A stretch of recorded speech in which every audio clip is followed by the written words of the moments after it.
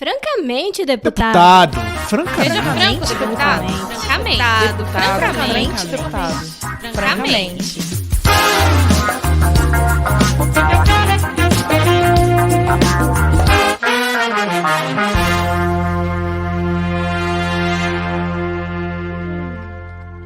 Olá, meus amigos e minhas amigas, aqui quem fala é o deputado Marcelo Ramos e estou voltando para a nossa conversa semanal. Toda semana a gente está se encontrando aqui, batendo um papo, conversando um pouquinho, através do nosso podcast, do podcast Francamente, que me dá a oportunidade de bater esse papo, de conversar com você, falando de uma forma franca, sobre temas do dia a dia, temas da pauta aqui da Câmara dos Deputados, tanto que tenham relevância para o país, como que tenham relevância lá para o meu Amazonas, que é o estado que eu, de forma muito orgulhosa, represento aqui na Câmara dos Deputados.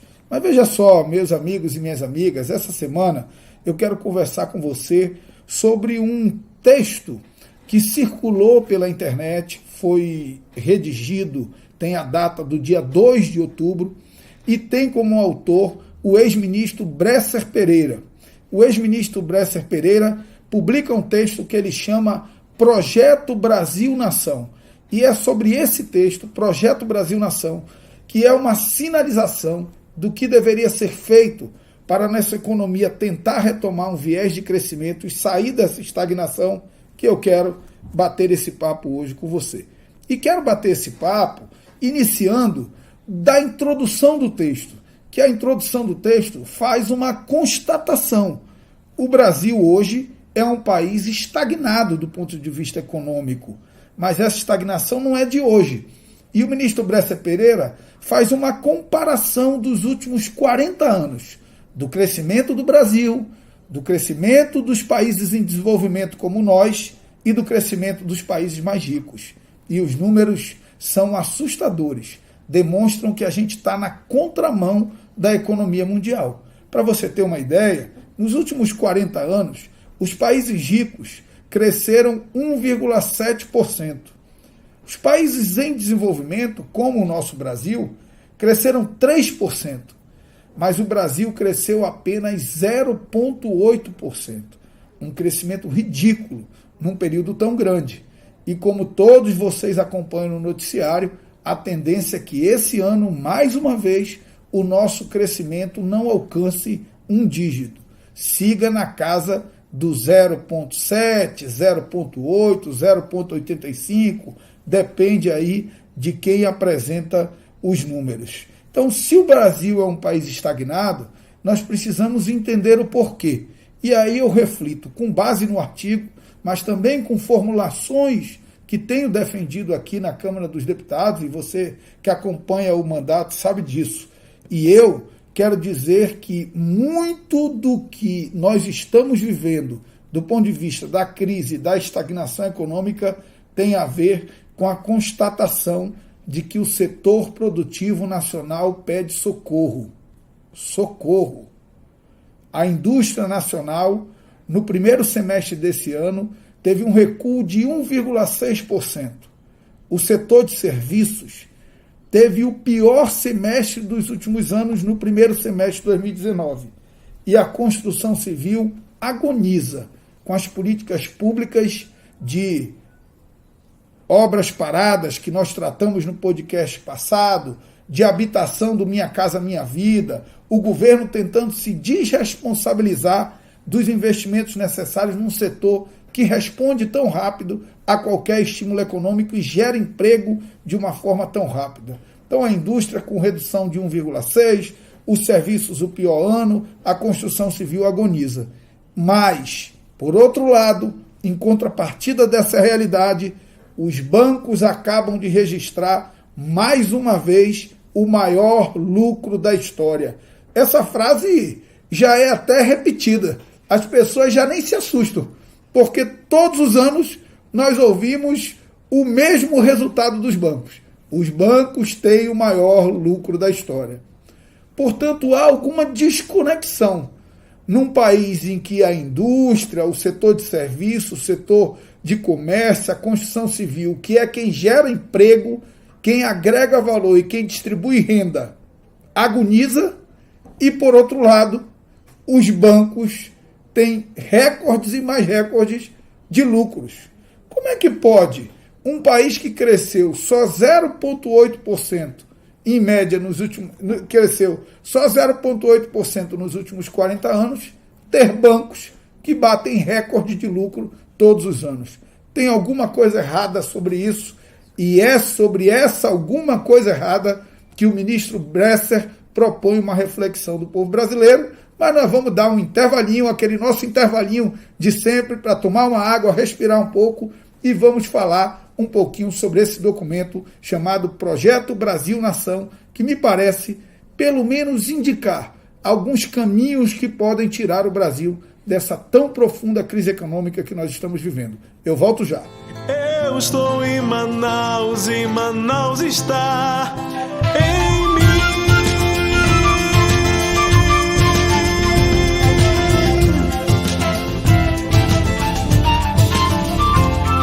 Manaus, menina morena, teus encantos me fascinam, sou eu teu admirador. Suas praças, viadutos, córregos e jardins, com flores lindas, com um cheirinho de jasmim. E quem vem de fora se apaixona e querem sempre estar Francamente, aqui. deputado. Seja franco, deputado. Francamente. Deputado. Francamente.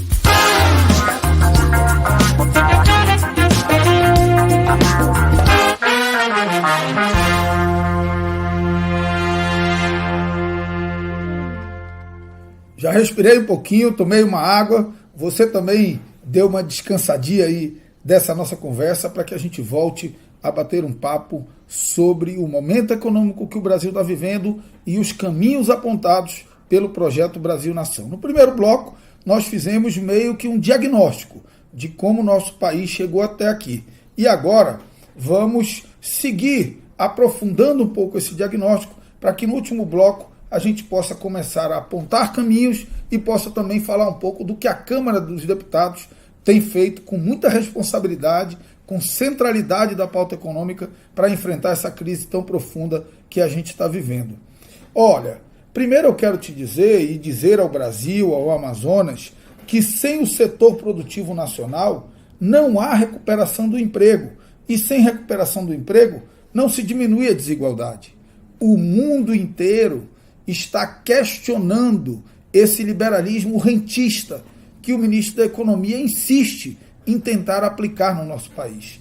A The Economist, publicação inglesa que talvez seja o maior símbolo do liberalismo do mundo, acaba de propor uma revisão do liberalismo partindo da constatação de que o liberalismo rentista está levando o mundo ao colapso, a uma bolha em que o mercado financeiro, em que a especulação financeira, que é parasitária, vai perdendo a sua conexão, o seu lastro no setor produtivo real, que é o hospedeiro. É óbvio que o parasita ou morre junto com o hospedeiro ou procura um novo hospedeiro. Talvez isso explique por que o Brasil perdeu no primeiro semestre 21 bilhões de reais de capital externo da Bolsa de Valores que saíram do nosso país. Porque quando alguém compra uma ação na Bolsa de Valores, não compra uma folha de papel, não compra um sonho. Quem compra uma ação na Bolsa de Valores, compra acreditando que lá na economia real, a empresa dona dessa ação terá resultados positivos que valorizem esses papéis. Mas nós estamos vivendo uma desconexão da especulação e da jogatina no mercado financeiro com o lastro na economia real. Você não pode ter uma bolsa ganhando, enquanto o país se desindustrializa, o setor de serviço mingua, a construção civil não consegue avançar. Portanto, a hora é de valorizar o setor produtivo nacional, principalmente a indústria, que é quem agrega valor e que é quem produz maior massa salarial. Nós estamos num processo de desindustrialização que os economistas chamam de desindustrialização precoce. E mais do que isso, a nossa desindustrialização ela vem acontecendo porque parte da nossa indústria está trocando a atividade produtiva pela atividade de importação, ou do produto final ou de etapas da sua produção. Isso acontece de uma forma muito clara em São Paulo, que sofre mais com esse processo de desindustrialização. Então, o documento assinado pelo ex-ministro Bresser, ele aponta alguns caminhos, vinculado à política de juros, vinculado à questão de investimento público, mas ele parte de uma premissa que é verdadeira, que nós precisamos criar um ambiente de negócios no nosso país que ofereça competitividade para os nossos setores produtivos, em especial para a indústria. Nós não queremos, não podemos querer, não podemos pretender que a nossa indústria faça uma competição em igualdade de condições com a indústria globalizada, com a indústria da China, por exemplo, vivendo num ambiente de negócios que nós oferecemos aos nossos empreendedores. Um manicômio tributário absurdo, uma insegurança jurídica sem precedente e uma burocracia que atrapalha a vida das pessoas. A hora é de nós melhorarmos o ambiente de negócios, para aí sim ir abrindo o nosso mercado de forma gradativa e fazendo com que a nossa indústria melhore a competitividade através de uma competição equilibrada e não de uma competição absolutamente desequilibrada como a que oferecem ao industrial nacional hoje. Para vocês terem uma ideia, o cuidado que nós temos que ter hoje não é com uma indústria sair do Amazonas para vir para São Paulo ou sair do Pará para ir para o Rio Grande do Sul. A Estrela saiu do Brasil para ir para o Paraguai. A Pepsi saiu do Amazonas, do Brasil, portanto, para ir para o Uruguai. Nós estamos perdendo a nossa indústria para fora. O fechamento da indústria de eletroeletrônico será substituído pela indústria da China, da importação da China, que tem um ambiente de negócios que nem os Estados Unidos consegue competir. Os Estados Unidos estabelece barreira para o produto chinês e nós achamos que temos que abrir completamente o nosso mercado e matar a indústria nacional. Sem indústria nacional, sem setor produtivo nacional, nós não temos saída, porque não há diminuição de desigualdade, porque não gera emprego, porque não agrega valor, porque não desenvolve tecnologia. Essa é a nossa mensagem do nosso segundo bloco, aquela paradinha para tomar uma água, respirar um pouco, e voltamos já falando dos caminhos apontados pelo documento Projeto Brasil Nação. Francamente, deputado.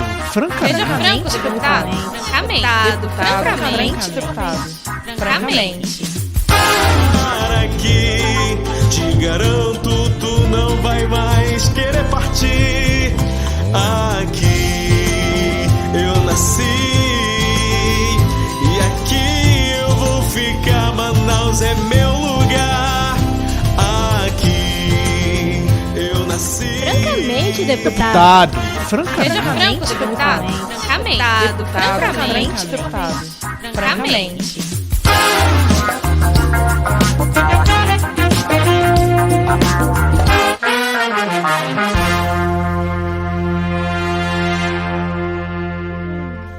Estamos de volta para o nosso último bloco, e nesse último bloco eu quero abordar de forma pontual alguns aspectos das sugestões feitas pelo Projeto Brasil Nação. E eu vou destacar aqui alguns para não falar de todos. O primeiro deles é a indicação de que nós não devemos desnacionalizar empresas monopolistas e nem setores estratégicos.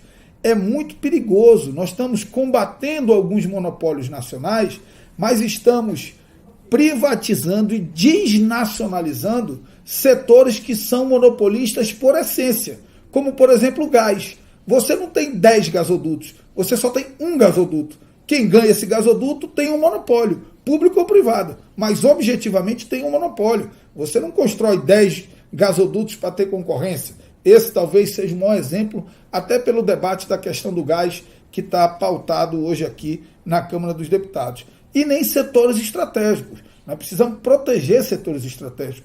Ora, a França produz lá o setor primário dela, a agricultura, porque ela fornece muito para a Europa. Os Estados Unidos agora acabou de estabelecer barreiras para a entrada da chinesa Huawei, porque ela tem 5G e os Estados Unidos não tem. para proteger um setor estratégico que é o setor de telecomunicações.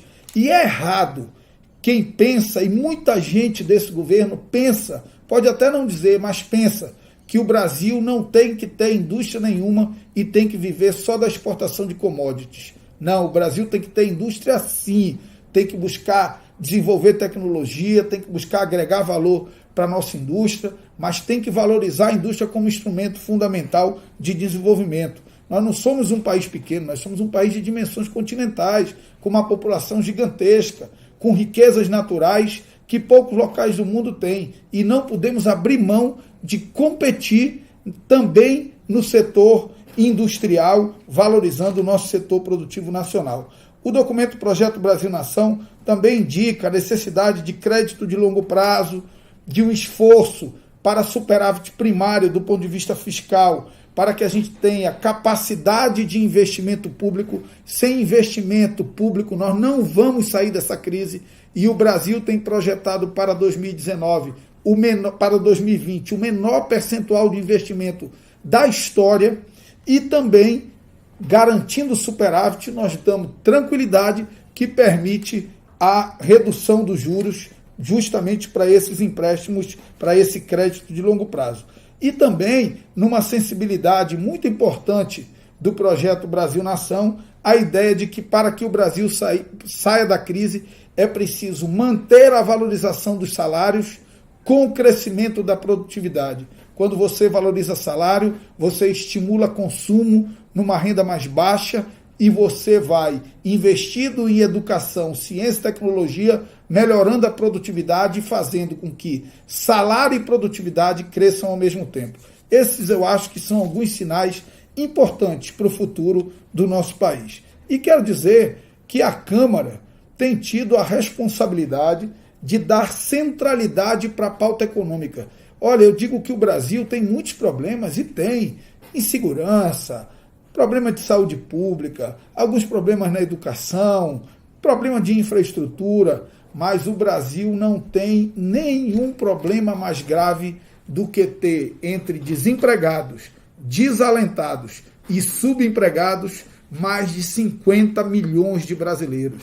Nenhum país sai de uma crise com o desemprego, com o desalento e com o subemprego em índices tão absurdos como nós estamos vivendo hoje. Então, temos que dar centralidade para a pauta econômica, para a pauta de geração de emprego. A Câmara deu centralidade quando discutiu a reforma da Previdência, permitindo o equilíbrio do déficit público, deu centralidade quando aprovou a Lei de Liberdade Econômica para melhorar o ambiente de negócios, dá centralidade quando debate reforma tributária, ainda que eu tenha muitas restrições à PEC 45.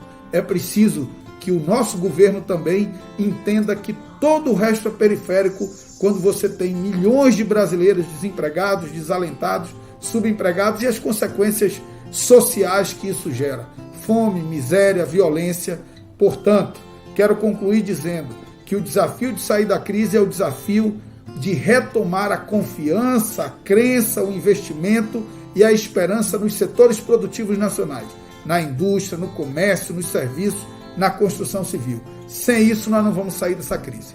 Mas estamos chegando no fim. Quero agradecer você que teve paciência, tolerância de nos ouvir até o fim desse podcast. E quero terminar como a gente sempre termina, dando aquela dicasinha de leitura, ou de uma série, ou de um filme.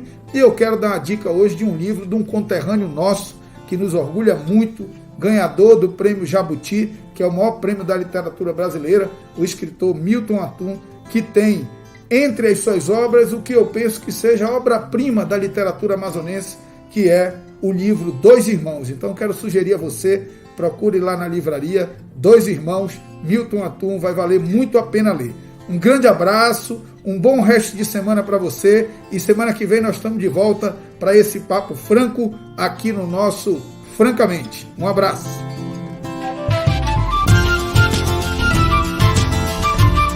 Francamente, deputado. Seja franco, deputado. Francamente. Deputado. Francamente. Francamente, deputado. Francamente.